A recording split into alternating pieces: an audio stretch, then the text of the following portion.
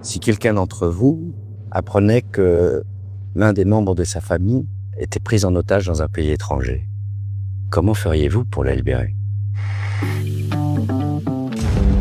Le journal, c'est une pièce de théâtre qui raconte l'histoire de 3 pouvoirs. Le pouvoir médiatique, le pouvoir politique et le pouvoir financier. Comment chacun va essayer de prendre le pas sur l'autre, comment ils vont se manipuler.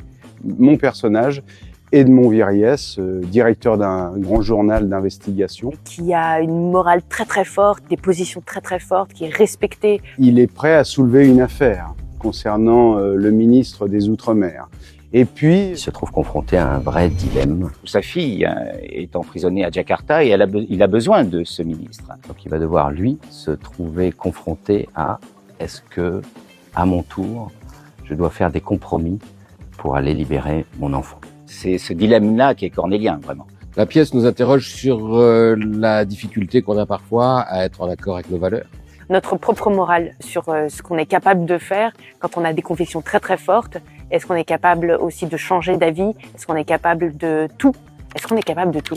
Attendez-vous à beaucoup de suspense. de vérités qui éclatent comme ça alors qu'on ne les attend pas. C'est une pièce avec des tiroirs, avec des surprises, avec des retournements.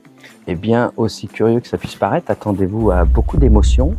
Le public doit s'attendre à faire partie intégrante de la pièce et à penser, à chercher, à avoir peur, à craindre avec nous qui sommes sur scène. Ce qui est cool dans cette pièce, c'est que ça nous rapproche beaucoup en fait de ce qui est en train de se passer dans l'actualité. Et ça, je trouve ça intéressant. L'écho que ça donne aujourd'hui aux gens de notre propre politique à nous. On est à la fois au théâtre et en même temps, il y a un découpage des séquences et un montage qui pourrait ressembler à une série, qui pourrait ressembler à un film. C'est surtout une direction d'acteur d'Anne Bouvier qui est absolument fabuleuse. Parce qu'elle laisse une grande liberté aux acteurs dans un cadre extrêmement précis. C'est un régal, quoi. Que dire d'autre? Retrouvez-nous à partir du 22 janvier au Théâtre de Paris.